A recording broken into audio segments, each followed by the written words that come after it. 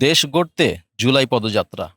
জুলাইয়ের গণঅভ্যুত্থানে অংশ নেওয়া সাধারণ মানুষের কথা শুনতে মাসব্যাপী দেশের সকল জেলায় পদযাত্রা করছে জাতীয় নাগরিক পার্টি এনসিপি ও এর নেতৃবৃন্দ। তাদের এই কর্মসূচির আজ ১৩তম দিন। ১৩তম দিনে এসে তারা দক্ষিণাঞ্চলের দুটি জেলা পিরোজপুর ও ঝালকাঠিতে কর্মসূচি রেখেছে।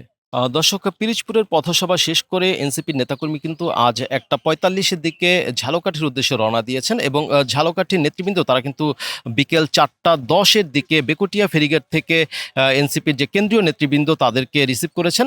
রিসিভ করে তারা কিন্তু ৪টা ৩০-এর দিকে কিন্তু এই ঝালকাঠি কায়েত সাহেব হুজুরের যে মাজার রয়েছেন সেই মাজার জিয়ারত করতে আসবেন। আমার পিছনে আপনারা দেখতে পাচ্ছেন হযরত কায়েত সাহেব হুজুরের যে মাদ্রাসা, নেসরাবাদ মাদ্রাসা, সেই মাদ্রাসায় তারা ৪টা ৩০-এর দিকে এখানে উপস্থিত হবেন এবং ৪টা ৪৫-এর দিকে তারা ঝালকাঠি কলেজ মোড়ে ঝালকাঠির যে নেতৃবৃন্দ রয়েছেন বা প্রতিনিধি রয়েছেন তাদের সাথে সাক্ষাৎ করবেন। পরবর্তীতে বিকেল ৫টা থেকে ৬টা পর্যন্ত তারা ঝালকাঠির বিভিন্ন পথ প্রদক্ষিণ করবেন এবং পথসভা করবেন, সাধারণ মানুষের সাথে সাক্ষাৎ করবেন।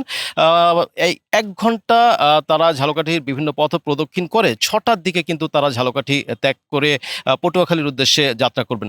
দর্শক, এই পর্যন্ত আমার কাছে এখন পর্যন্ত এই ছিল সর্বশেষ এবং পরবর্তী আপডেট তারা যখন ঝালকাঠিতে প্রবেশ করবেন তখন কিন্তু আমি আপনাদেরকে জানানোর চেষ্টা করব। সে পর্যন্ত আপনারা আমাদের সাথেই থাকুন।